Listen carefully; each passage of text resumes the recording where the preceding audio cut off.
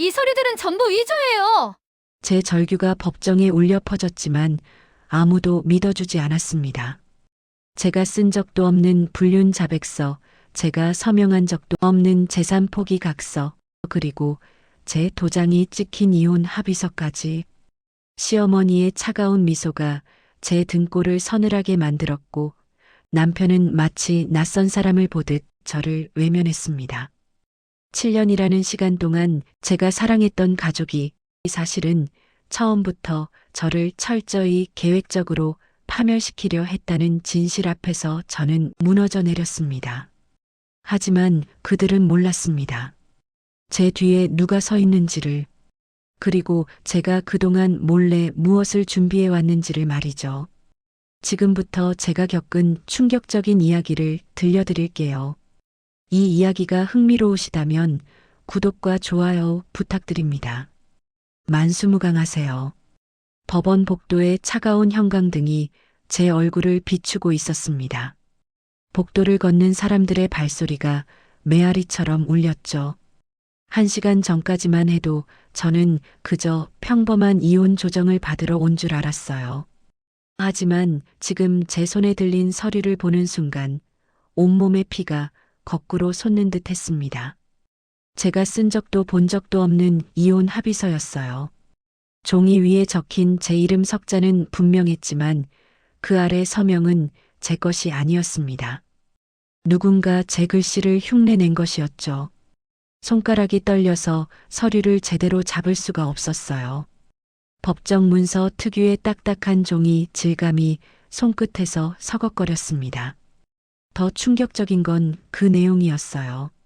제가 양육권을 포기한다는 문구, 재산 분할을 전혀 요구하지 않겠다는 약속, 심지어 제가 먼저 이혼을 요구했다는 거짓말까지.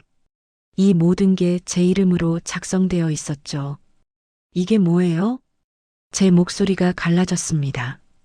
법정 안의 모든 시선이 저에게 쏠렸지만 저는 남편의 얼굴만 바라봤어요. 그가 어떤 표정을 지을지 당황하거나 미안해하거나 아니면 적어도 놀란 척이라도 해주길 바랐습니다. 하지만 남편은 너무나 태연했어요. 마치 이 모든 걸 예상했다는 듯이, 아니 계획했다는 듯이 말이죠. 그의 입꼬리가 미세하게 올라가는 걸 봤습니다. 7년을 함께 산 사람이 보여준 그 차가운 미소가 제 가슴을 후벼 팠어요. 당신이 동의한 거 아니야? 남편의 목소리는 너무나 자연스러웠습니다. 연기가 아니라 진심으로 묻는 것처럼 들렸죠. 하지만 저는 알았어요. 그의 눈동자가 흔들리지 않는 것을, 평소 거짓말할 때처럼 왼쪽 눈썹이 미세하게 올라가는 것을. 그때였습니다. 시어머니가 남편 옆에서 일어섰어요. 60대 후반의 시어머니는 검은색 정장을 입고 있었는데 마치 승리를 확신한 사람처럼 당당했습니다. 그녀가 제게 다가왔을 때 향수 냄새가 코를 찔렀어요. 늘 그랬듯이 과한 향이었죠. 시어머니가 제 귀에 대고 속삭였습니다. 이제 우리 집에서 손 떼. 너 돈은 곧 우리 거야. 그 순간 모든 게 명확해졌습니다. 이건 단순한 이혼이 아니었어요. 처음부터 계획된 함정이었죠. 제가 시집 온 지 7년, 그동안 제가 모은 돈, 제 명의로 된 적금과 보험, 심지어 부모님께서 주신 결혼 자금까지 모든 걸 빼앗으려는 음모였습니다. 법정 안의 공기가 답답해졌어요. 천장의 환풍기가 돌아가는 소리만 웅웅거렸습니다. 판사님은 서류를 검토하며 안경을 고쳤었고 서기는 키보드를 두드리는 소리가 딱딱 울렸죠. 그 모든 소리가 제 머릿속에서 뒤엉켰어요. 저는 다시 서류를 들여다봤습니다. 위조된 각서도 있었어요. 제가 불륜을 저질렀다는 자백서, 시댁돈을 횡령했다는 인정서까지. 어떻게 이런 걸 만들 생각을 했을까요? 제가 그들에게 뭘 잘못했기에. 눈물이 났습니다. 참으려 했지만 참을 수가 없었어요. 뜨거운 눈물이 볼을 타고 흘러내렸죠. 서류 위에 눈물이 떨어져 글씨가 번졌습니다. 하지만 그 누구도 제 편이 되어주지 않았어요. 재판부에서는 이 서류들을 증거로 채택하겠습니다. 판사님의 목소리가 들렸습니다. 저는 고개를 들어 판사님을 봤어요. 50대 중반쯤 되어 보이는 여성 판사님이었는데 무표정한 얼굴로 서류만 보고 있었죠. 잠깐만요, 판사님. 제가 소리쳤습니다. 법정 안이 술렁였어요. 변호사도 없이 혼자 온 저였지만 이대로 당할 수는 없었습니다. 이 서류들은 모두 위조입니다. 제가 쓴 게 아니에요. 서명을 보세요. 제 필체가 아닙니다. 판사님이 저를 바라봤습니다. 하지만 그 시선에는 동정보다는 의구심이 더 많았어요. 증명할 수 있습니까? 그 한마디에 저는 말문이 막혔습니다. 어떻게 증명하죠? 제가 쓰지 않았다는 걸 어떻게 입증해요? 순간 시어머니의 낮은 웃음소리가 들렸습니다. 코웃음이었죠. 남편이 자리에서 일어났습니다. 그가 판사님께 정중하게 고개를 숙였어요. 판사님, 아내가 많이 힘들어하는 것 같습니다. 하지만 이 서류들은 모두 아내가 직접 작성한 것이 맞습니다. 거짓말이었습니다. 새빨간 거짓말이었어요. 저는 단 한 번도 남편을 배신한 적이 없었습니다. 오히려 시어머니의 구박을 받으면서도 남편의 무관심을 견디면서도 이 집안을 지키려고 얼마나 노력했는데 제 다리가 후들거렸습니다. 법정 의자에 주저앉았어요. 딱딱한 나무 의자가 차가웠습니다. 온몸에서 힘이 빠져나갔죠. 그때 제 휴대전화가 울렸습니다. 화면에 뜬 이름은 아버지였어요. 떨리는 손으로 전화를 받았습니다. 아빠, 목소리가 떨려서 제대로 말을 할 수가 없었어요. 하지만 아버지는 이미 모든 걸 아는 듯 했습니다. 지금 법원이지? 기다려. 내가 간다. 아버지의 목소리는 단호했습니다. 전화가 끊긴 후 저는 잠시 멍하니 앉아 있었어요. 아버지가 오신다고 해서 뭐가 달라질까요? 하지만 그래도 누군가 제 편이 있다는 것만으로도 조금은 위안이 됐습니다. 시어머니가 다시 제게 다가왔습니다. 이번엔 더 가까이 와서 속삭였어요. 내 아버지가 와도 소용없어. 이미 다 끝난 일이야. 그 말을 들으며 저는 지난 7년을 떠올렸습니다. 결혼 첫날부터 시작된 시어머니의 구박, 남편의 외면, 그리고 제가 견뎌낸 모든 순간들. 어쩌면 이 결말은 이미 예정되어 있었는지도 모르겠어요. 하지만 저는 포기하지 않을 겁니다. 아직 끝나지 않았으니까요. 아버지가 오고 계셨고 저에게는 아직 싸울 힘이 남아 있었습니다. 비록 지금은 억울한 눈물만 흘리고 있지만 이대로 무너질 순 없었어요. 법정 문이 열리는 소리가 들렸습니다. 법정 문이 열리는 소리에 모든 사람의 시선이 입구로 향했습니다. 그곳에는 아버지가 서 계셨어요. 70대 초반의 아버지는 여전히 고든 자세를 유지하고 있었습니다. 회색 정장에 단정한 넥타이 그리고 군인 특유의 각 잡힌 걸음걸이. 30년간 군에서 복무하고 국방부 장관까지 지낸 분답게 아버지의 등장만으로도 법정 분위기가 바뀌었어요. 판사님, 제가 이 사건의 당사자 아버지입니다. 아버지의 목소리는 낮고 묵직했습니다. 법정 안이 조용해졌어요. 제 딸과 관련된 중요한 증거를 제출하고자 합니다. 아버지가 가죽 서류 가방을 열었습니다. 두툼한 서류 뭉치를 꺼내셨어요. 시어머니의 얼굴이 순간 굳는 걸 봤습니다. 이 서류들을 보시면 제 딸이 작성했다는 서명이 위조되었다는 명백한 증거입니다. 아버지가 서류를 판사님께 제출했습니다. 그리고 설명을 시작하셨어요.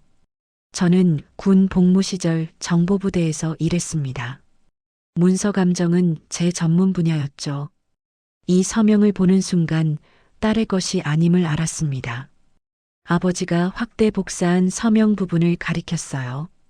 제 딸은 서명할 때 항상 마지막 획을 올렸습니다. 하지만 이 위조된 서명은 모두 내려쓰기로 끝났습니다. 판사님이 서류를 자세히 들여다보기 시작했습니다. 표정이 점점 진지해졌어요. 시어머니가 갑자기 일어섰습니다. 그런 건 우연일 수도 있잖아요. 시어머니의 목소리가 떨렸습니다. 아버지는 차갑게 바라보셨어요. 그래서 전문 감정기관에도 의뢰했습니다. 아버지가 또 다른 서류를 꺼냈습니다. 국과수 마크가 찍힌 공식 문서였어요. 국립과학수사연구원의 필적 감정 결과입니다. 위조 확률 98%라고 나왔습니다. 법정이 술렁거렸습니다. 남편의 얼굴이 하얗게 질렸어요. 손을 떨며 물을 마시려 했지만 컵을 제대로 잡지 못했죠. 그리고 한 가지 더 있습니다. 아버지가 작은 녹음기를 꺼내셨어요. 제 심장이 쿵쿵 뛰었습니다. 제 딸이 집에서 쫓겨난 후 사립탐정을 고용했습니다. 남편이 벌떡 일어났습니다. 그건 불법입니다. 공개된 카페에서의 대화입니다. 법적으로 문제 없습니다. 아버지가 재생 버튼을 눌렀습니다. 시어머니의 목소리가 들려왔어요. 서명 연습 더 했어? 법원에서 의심하면 안 되니까. 그리고 남편의 목소리. 네, 어머니. 이번엔 완벽하게 했습니다. 제 온몸에 소름이 돋았습니다. 그들이 정말로 제 서명을 위조했다는 증거였어요. 판사님의 표정이 완전히 바뀌었습니다. 안경을 벗고 이마를 짚으셨어요. 피고 측 해명하실 게 있습니까? 남편과 시어머니는 아무 말도 하지 못했습니다. 변호사조차 당황한 표정으로 서류만 뒤적거렸죠. 아버지가 제 옆으로 오셨습니다. 따뜻한 손으로 제 어깨를 감싸주셨어요. 이제부터는 내가 처리할게. 아버지의 말씀에 저는 울음을 터뜨렸습니다. 그동안 참았던 모든 감정이 쏟아져 나왔어요. 시어머니가 다시 일어섰습니다. 그래도 가족 아니에요? 아버지가 똑바로 바라보셨습니다. 제 딸을 이렇게 만든 사람들이 가족입니까? 판사님이 망치를 들었습니다. 오늘 재판은 여기까지입니다. 새로운 증거들이 제출된 만큼 충분한 검토가 필요합니다. 피고 측은 위증죄와 문서 위조 혐의에 대해서도 준비하시기 바랍니다. 탕하고 망치 소리가 울렸습니다. 법정을 나오면서 저는 아버지의 팔에 기댔어요. 다리에 힘이 풀렸지만 마음은 가벼웠습니다. 드디어 진실이 밝혀지기 시작했으니까요. 복도에서 시어머니와 남편이 보였습니다. 그들은 변호사와 다급하게 뭔가를 의논하고 있었어요. 이제 공격자가 아닌 방어자가 된 그들의 모습이었죠. 아빠 정말 고마워요. 늦어서 미안하다. 아니에요. 지금이라도 와주셔서 감사해요. 법원을 나서자 오후의 햇살이 저희를 맞았습니다. 따뜻한 햇살이 제 얼굴을 비췄어요. 이제부터 모든 게 나아질 거라고 말해주는 것 같았습니다. 그날 저녁 아버지 집에 도착한 후 저는 오랜만에 편안하게 잠들 수 있었습니다. 다음 날 아침 식탁에 앉아 있으니 7년 전 결혼 초기의 기억들이 떠올랐어요. 그때만 해도 저는 정말 행복했었죠. 2018년 봄이었습니다. 남편과 저는 회사 동료로 만났어요. 그는 영업부에서 일했고 저는 격리부에 있었죠. 점심시간마다 우연히 마주치던 것이 어느새 약속이 되었고 1년 후에는 결혼까지 하게 되었습니다. 남편은 그때 정말 다정했어요. 퇴근길에 항상 제 사무실로 와서 기다려 주었고 주말마다 영화를 보러 가자고 했죠. 제가 좋아하는 꽃을 기억해 두었다가 깜짝 선물로 사다 주기도 했습니다. 결혼식 날 시어머니를 처음 만났을 때도 괜찮았어요. 60대 초반의 시어머니는 단정한 한복을 입고 계셨죠. 제게 악수를 청하시며 잘 부탁한다고 하셨습니다. 그런데 그 손을 잡는 순간 이상한 느낌이 들었어요. 시어머니의 손이 차가웠고 눈빛도 웃고 있지 않았거든요. 신혼집으로 이사한 지 일주일째 되던 날이었습니다. 시어머니가 예고 없이 찾아오셨어요. 현관문을 열자마자 집안을 둘러보시더니 한숨을 쉬셨죠. 이렇게 작은 집에서 어떻게 살아? 제가 준비한 차를 한 모금 마시고는 또 말씀하셨어요. 차도 제대로 못 끓이는구나. 그날부터 시어머니의 방문은 점점 잦아졌습니다. 일주일에 서너 번은 오셨어요. 올 때마다 뭔가를 지적하셨죠. 밥이 질다, 국이 싱겁다, 청소를 제대로 안 했다, 빨래를 잘못 널었다. 처음엔 그저 며느리를 가르치시려는 거라고 생각했습니다. 열심히 배우면 인정받을 수 있을 거라고 믿었어요. 하지만 시간이 지날수록 시어머니의 요구는 더 심해졌습니다.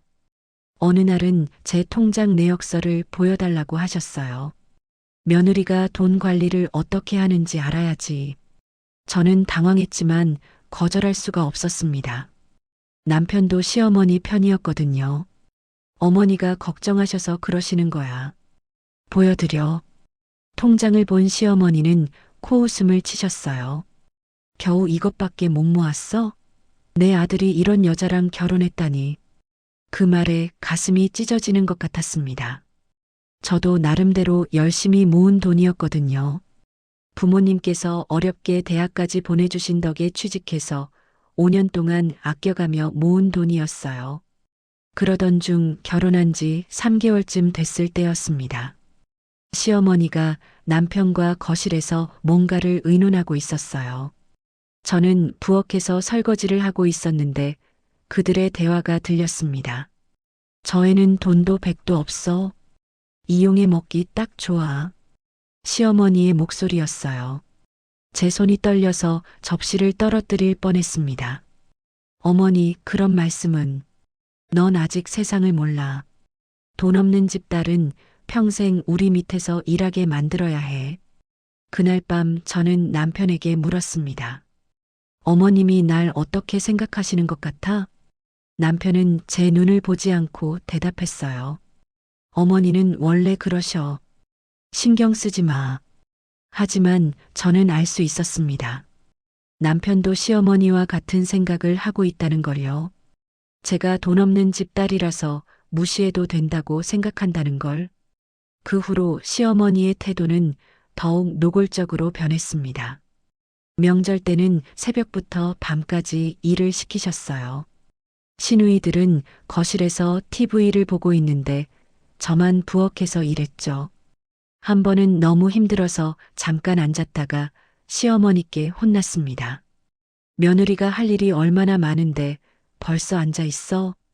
결혼 1년째가 되던 해 저는 임신을 했습니다. 입덧이 심해서 회사를 그만둬야 했어요. 시어머니는 그것마저 탐탁지 않아 하셨습니다. 벌써 회사를 그만두면 어떡해? 돈은 어떻게 벌 거야? 임신 중에도 시어머니의 구박은 계속됐습니다. 배가 불러오는데도 무거운 짐을 들라고 하셨고 청소며 빨래며 모든 집안일을 시키셨어요. 남편은 그런 저를 보고도 모른 척했습니다. 어머니가 너를 강하게 키우려고 그러시는 거야. 아이를 낳은 후에는 더 심해졌습니다. 아이를 제대로 못 키운다며 매일같이 잔소리를 하셨어요. 제가 만든 이유식은 다 버리고 시어머니가 새로 만들어 오셨죠. 저는 점점 자신감을 잃어갔습니다. 내가 정말 무능한 사람인가 싶었어요. 그러던 어느 날 시어머니가 또 찾아오셨습니다. 이번엔 서류를 들고 오셨더군요. 이거 도장 좀 찍어. 이게 뭔가요, 어머님? 그냥 가족 서류야. 빨리 찍어. 순간 불안한 마음이 들었지만 시어머니의 재촉에 못 이겨 도장을 찍었습니다. 지금 생각해보니 그때부터 이미 뭔가를 계획하고 있었던 것 같아요. 아버지가 제 어깨를 두드리셨습니다. 과거를 떠올리며 멍하니 앉아있던 저를 현실로 돌아오게 해주셨죠. 과거는 과거일 뿐이야. 이제 새롭게 시작하면 돼. 아버지의 말씀이 맞았습니다. 이제는 그 악몽 같은 시간들을 끝낼 때가 왔어요. 더 이상 그들의 피해자로 살지 않을 겁니다. 결혼한 지 2년째 되던 2020년 가을이었습니다. 그날도 시어머니는 평소처럼 우리 집에 오셨어요. 하지만 이번엔 표정이 달랐습니다. 거실 소파에 앉자마자 한숨을 푹 쉬시더니 손수건으로 눈가를 닦으셨죠. 연기였다는 걸 나중에야 알게 되었지만 그때는 정말 걱정이 됐어요. 어머님 무슨 일 있으세요? 제가 조심스럽게 물었습니다. 시어머니는 고개를 들어 저를 바라보셨어요. 눈가가 촉촉했지만 눈동자는 차가웠습니다. 우리 집에 큰일이 났어. 시아버지가 사업을 잘못해서 빚이 엄청 생겼단다.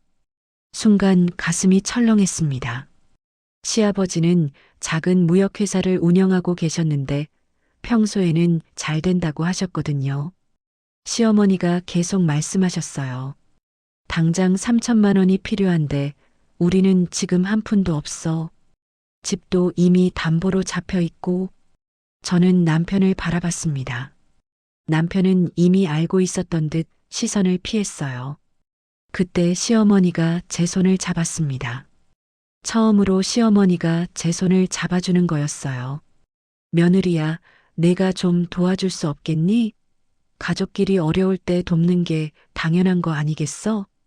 제 통장에는 5천만 원이 있었습니다. 결혼 전부터 모은 돈과 부모님이 주신 결혼 자금을 합친 금액이었죠.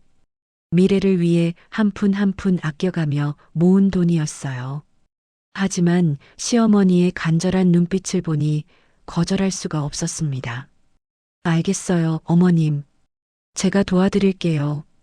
시어머니의 얼굴에 미소가 번졌습니다. 그런데 그 미소가 왠지 차갑게 느껴졌어요. 마치 계획대로 되었다는 듯한 표정이었죠. 다음 날 저는 은행에 가서 3천만 원을 인출했습니다. 묵직한 현금 뭉치를 들고 시댁으로 갔어요. 시어머니는 돈을 받자마자 서랍 깊숙이 넣어두셨습니다. 고맙다 며느리야. 이 은혜는 꼭 갚을게. 그렇게 말씀하셨지만 그 돈은 다시 돌아오지 않았습니다. 한 달이 지나고 두 달이 지나도 돈 이야기는 꺼내지 않으셨어요. 제가 조심스럽게 물어볼 때마다 시어머니는 화를 내셨습니다. 가족끼리 그런 걸 따져? 내가 우리 집 며느리인데 당연히 도와야지. 그로부터 6개월 후 또다시 시어머니가 찾아오셨습니다. 이번엔 남편과 함께였어요. 두 사람의 표정이 심상치 않았습니다. 며느리야, 또 부탁이 있어. 시어머니의 목소리는 이번엔 더 당당했습니다. 처음처럼 눈물을 보이지도 않으셨어요. 시아버지 회사가 또 어려워졌어. 이번엔 5천만 원이 필요해. 저는 놀라서 남편을 봤습니다. 남편은 고개를 끄덕였어요. 엄마 말이 맞아. 아버지 회사가 정말 힘들어. 우리가 도와드려야 해. 하지만 뭔가 이상했습니다. 시아버지는 여전히 좋은 차를 타고 다니셨고 시어머니도 비싼 옷을 입고 계셨거든요. 정말 돈이 없다면 그럴 수 있을까요? 죄송해요, 어머님. 저도 이제 돈이 별로 없어요. 제가 거절하자 시어머니의 얼굴이 순간 일그러졌습니다. 그리고 날카로운 목소리로 말씀하셨어요. 내가 감히 시부모를 거절해? 며느리가 시댁을 도와야지 누가 도와? 남편도 시어머니 편이었습니다. 여보, 우리 부모님이잖아. 내가 좀 양보해줘. 그날 밤 남편과 크게 싸웠습니다. 하지만 결국 제가 져야 했어요. 남편은 계속 시어머니 편만 들었거든요. 결국 저는 또다시 2천만 원을 꺼내드렸습니다. 이번엔 현금이 아니라 계좌이체로 보냈어요. 시어머니는 돈을 받고도 고맙다는 말 한마디 없었습니다. 오히려 당연하다는 듯이 말씀하셨죠. 앞으로도 가족이니까 서로 도와가며 살자. 그 후로도 시어머니의 요구는 계속됐습니다. 한 달에 한 번씩은 꼭 돈이 필요하다고 하셨어요. 100만 원, 200만 원 조금씩 빼가셨죠. 저는 점점 지쳐갔습니다. 제 통장 잔고는 줄어들었고 마음은 텅 비어갔어요. 어느 날 우연히 남편과 시어머니의 통화를 듣게 되었습니다. 남편이 안방에서 전화를 받는데 목소리가 들렸어요. 네, 어머니. 또 1,000만 원 받아냈어요. 이제 거의 다 빼낸 것 같아요. 제 온몸이 얼어붙었습니다. 그들이 처음부터 제 돈을 노리고 있었다는 걸 그제야 깨달았어요. 시아버지 회사가 어렵다는 것도 모두 거짓말이었던 겁니다. 그날 밤 저는 잠을 이룰 수가 없었습니다. 배신감과 분노가 가슴속에서 불타올랐어요. 내가 믿었던 가족이 사실은 나를 이용하고 있었다니. 그것도 처음부터 계획적으로. 다음 날 아침 시어머니가 또 찾아오셨습니다. 이번엔 뭘 요구하실까 두려웠어요. 시어머니는 거실에 앉자마자 말씀하셨습니다. 며느리야, 내 이름으로 대출 좀 받아줄 수 있니? 이제는 대출까지 요구하시는 거였습니다. 저는 고개를 저었어요. 죄송해요, 어머님. 그건 정말 못하겠어요. 시어머니의 눈빛이 차갑게 변했습니다. 내가 우리 집 며느리면서 그것도 못해? 그럼 뭐하러 우리 집에 들어왔어? 그때부터 시어머니와 남편은 저를 더 심하게 대했습니다. 돈을 주지 않으니까 이제는 대놓고 무시했어요. 밥을 해도 맛없다고 버리고 청소를 해도 더럽다고 다시 하라고 했죠. 지금 생각해보면 그때부터 이미 저를 내쫓을 계획을 세우고 있었던 것 같습니다. 제 돈을 다 빼먹고 나면 버리려고 했던 거겠죠. 그들에게 저는 그저 돈줄이었을 뿐이었어요. 2023년 여름이었습니다. 그날따라 집안이 이상하게 조용했어요. 남편은 아침부터 서류를 정리하느라 바빴고 시어머니는 자주 남편과 속삭이며 뭔가를 의논했습니다. 일주일쯤 지난 어느 날 밤이었습니다. 저는 거실에서 TV를 보고 있었는데 안방에서 남편과 시어머니의 대화 소리가 들렸어요. 도장은 확실히 챙겼지? 시어머니의 목소리였습니다. 남편이 대답했어요. 네, 어머니. 지난번에 빌려서 찍어뒀어요. 순간 제 가슴이 쿵 내려앉았습니다. 불안한 마음에 조금 더 가까이 다가가서 들어봤어요. 이혼 합의서는 완성했어. 재산 분할 포기 각서도 만들어뒀고 시어머니의 말에 온몸이 얼어붙었습니다. 이혼 합의서라니. 저는 그런 서류를 본 적도 없었어요. 서명은 어떻게 하실 거예요? 연습 중이야. 그 여자 글씨체 비슷하게 따라 쓰는 거 어렵지 않아. 제 다리에 힘이 풀렸습니다. 벽에 기대지 않으면 쓰러질 것 같았어요. 그들이 제 서명을 위조하고 있었던 겁니다. 다음 날 저는 아무것도 모르는 척 했습니다. 평소처럼 아침을 차리고 집안일을 했어요. 며칠 후 남편이 제게 도장을 빌려달라고 했습니다. 여보, 도장 좀 빌려줄래? 회사에 제출할 서류가 있어서. 저는 망설였지만 어쩔 수 없이 건네줬어요. 남편은 도장을 받아들고 서재로 들어갔습니다. 그날 밤 남편이 잠든 후 저는 조용히 서재로 들어갔습니다. 책상 서랍을 열어봤어요. 충격적인 서류들을 발견했습니다. 제가 작성했다는 이혼 합의서, 제가 불륜을 인정한다는 각서, 제 명의로 된 대출 동의서까지. 손이 떨려서 서류를 제대로 볼 수가 없었습니다. 내가 믿었던 남편이 이런 일을 꾸미고 있었다니. 서류를 자세히 봤습니다. 서명이 제 것과 비슷했지만 확실히 달랐어요. 저는 떨리는 손으로 휴대폰을 꺼내 서류들을 사진으로 찍었습니다.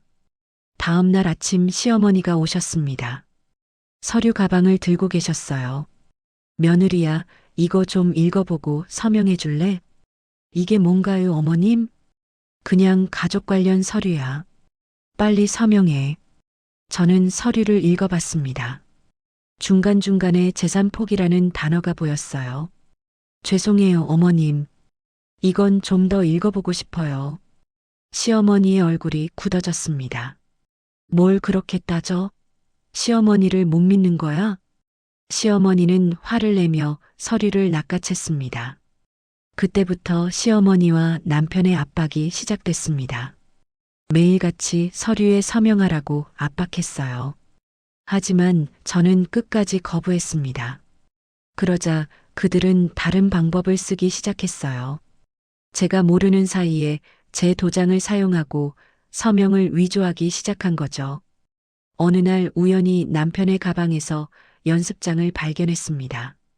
거기엔 제 이름이 수십 번 적혀 있었어요. 제 서명을 따라 쓰려고 연습한 흔적이었죠. 저는 그 종이를 사진으로 찍었습니다. 이것도 증거가 될 거라고 생각했어요. 그러던 중 시어머니가 남편에게 하는 말을 또 들었습니다. 이제 슬슬 그 여자를 내보낼 때가 됐어. 조금만 더 기다려요, 어머니. 그들의 대화를 들으며 저는 결심했습니다. 더 이상 이 집에 있으면 안 된다고. 그래서 저는 증거를 더 모으기 시작했습니다. 그들의 대화를 몰래 녹음하고 위조된 서류들을 사진으로 찍었어요. 언젠가 이 증거들이 저를 구해줄 거라고 믿으면서요. 2024년 2월 추운 겨울날이었습니다. 그날은 제 생일이었어요. 하지만 아무도 축하해주지 않았습니다. 오히려 평소보다 더 차가운 분위기가 집안을 감돌았죠. 점심을 준비하고 있는데 시어머니가 부엌으로 들어오셨습니다. 표정이 심상치 않았어요. 손에는 서류 봉투를 들고 계셨죠. 며느리야, 이제 그만 나가줬으면 좋겠어. 갑작스러운 말씀에 저는 숟가락을 떨어뜨렸습니다. 어머님, 그게 무슨 말씀이세요? 더 이상 너 같은 며느리는 필요 없어. 이혼하고 나가. 시어머니는 서류 봉투를 식탁 위에 던졌습니다. 안에서 서류가 쏟아져 나왔어요. 제가 작성했다는 불륜인정서 시댁돈을 횡령했다는 자백서 이혼 합의서까지. 이걸 보고도 잘못한 게 없다고 말할 수 있어? 저는 서류를 집어들었습니다. 손이 떨려서 종이가 바스락거렸어요. 서명은 제 것과 비슷했지만 분명히 달랐습니다. 남편이 거실로 나왔습니다. 그의 표정은 무표정했어요. 여보, 이건 오해예요. 제가 쓴 게 아니에요. 남편은 고개를 저었습니다. 증거가 다 있는데 무슨 오해야. 그 말에 저는 무너졌습니다. 내가 사랑했던 사람이 나를 전혀 믿지 않는다는 사실이 가슴을 찢어 놓았어요. 시어머니가 다시 말했어요. 지금 당장 짐 싸서 나가. 아이도 우리가 키울 거야.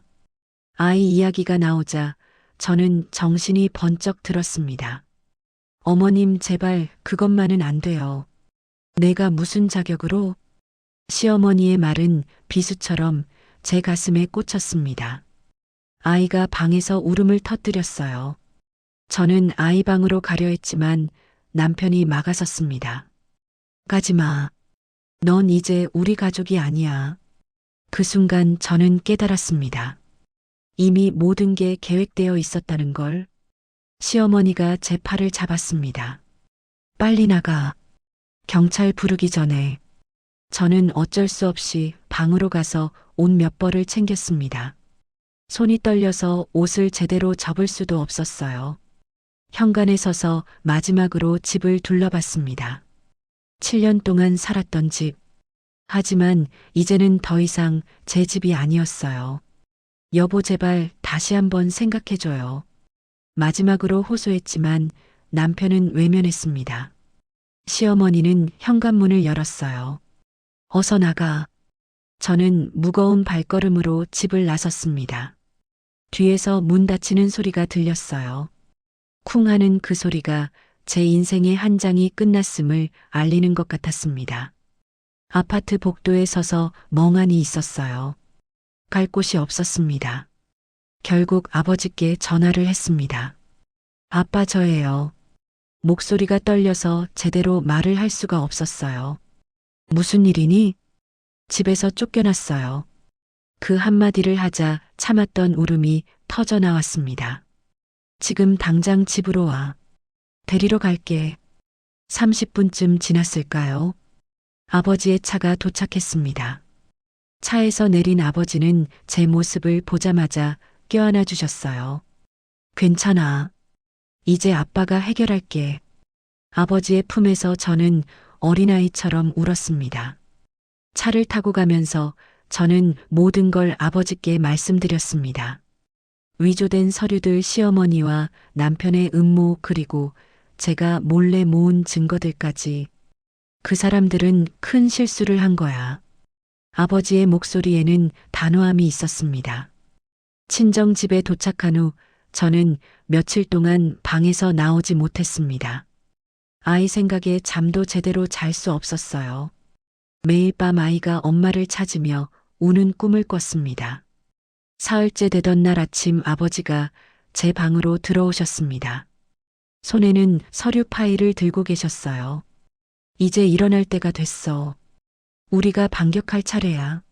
아버지는 책상에 서류를 펼쳐 놓으셨습니다. 제가 몰래 찍어둔 사진들을 모두 인쇄해서 정리해 놓으신 거였어요. 위조된 서류들, 남편의 서명 연습종이, 그리고 제가 녹음한 파일들의 녹취록까지. 내가 모아둔 증거들이 아주 유용하더구나. 아버지는 군 시절 함께 일했던 동료들에게 연락을 취하기 시작했습니다. 그 중에는 문서 감정 전문가도 있었고 은퇴한 검사도 있었어요. 다음 날 아버지의 친구분이 집으로 찾아오셨습니다. 60대 중반의 신사분이셨는데 은퇴한 검사 출신이라고 하셨어요. 이건 명백한 문서 위조입니다. 형사 고소가 가능한 사안이에요. 그분의 말에 희망이 생겼습니다. 지금까지는 막막하기만 했는데 싸울 방법이 있다는 걸 알게 된 거예요. 그리고 이 녹음 파일이 결정적이네요. 아버지는 고개를 끄덕이며 말씀하셨어요. 빨리 법적 대응을 시작하고 싶습니다. 그 후 일주일 동안 정신없이 준비가 진행됐습니다. 아버지는 최고의 변호사를 선임하셨고 사립탐정까지 고용하셨어요. 어느 날 사립탐정이 충격적인 사실을 알려왔습니다. 시어머니가 제 명의로 대출을 받으려 했다는 거예요. 이 정도면 사기죄도 추가할 수 있겠네요. 변호사님의 말에 아버지는 주먹을 꽉 쥐셨습니다. 감히 내 딸을 이렇게 이용하려 했다니. 저는 그런 아버지를 보며 죄송한 마음이 들었어요. 아빠 미안해요. 내 잘못이 아니야. 아버지는 제 손을 꼭 잡아주셨습니다. 국과수의 필적 감정을 의뢰한 결과가 나왔습니다. 예상대로 위조 확률이 98%였어요. 아버지는 모든 증거를 정리해서 파일로 만드셨습니다. 두꺼운 파일이 3개나 됐어요. 내일 법원에 가서 고소장을 제출할 거야. 그날 밤 아버지는 저에게 말씀하셨습니다. 걱정하지 마. 아빠가 있는 한 내가 억울한 일을 당하게 두지 않을 거야.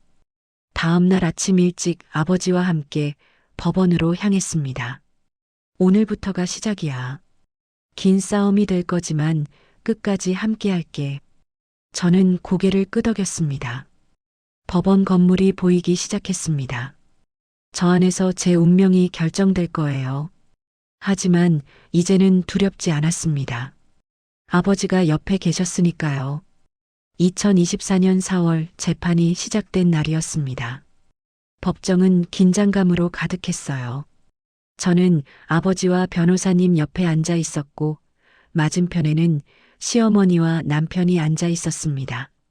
재판이 시작되자 상대 측 변호사가 일어났습니다.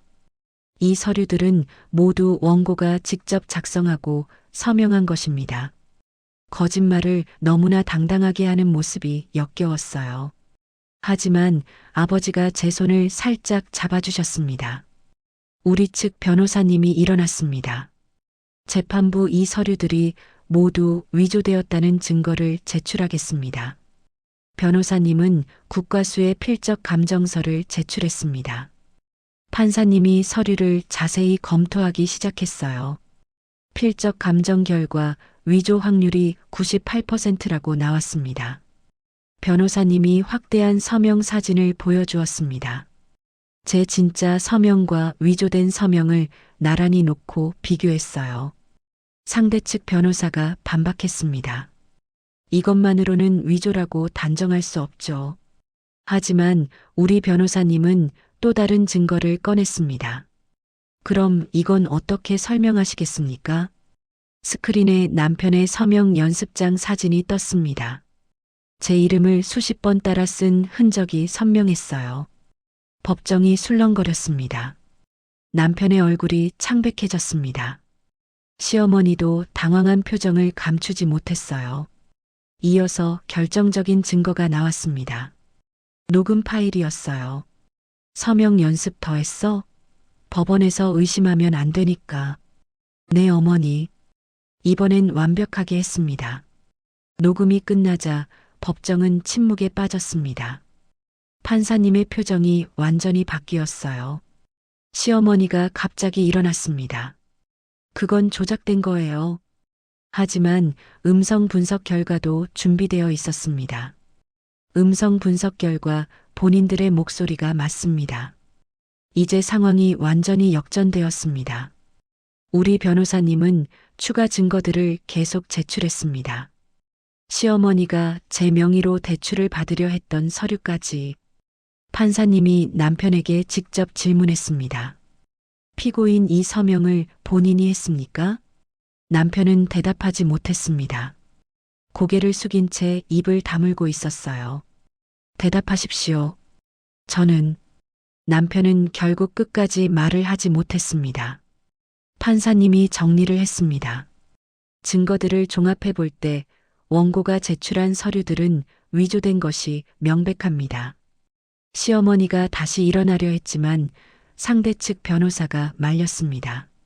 재판이 끝나고 법정을 나오는데 남편이 저를 불렀습니다. 잠깐만. 하지만 저는 돌아보지 않았습니다. 아버지가 제 어깨에 손을 올려주셨어요. 잘했어. 이제 거의 끝났어.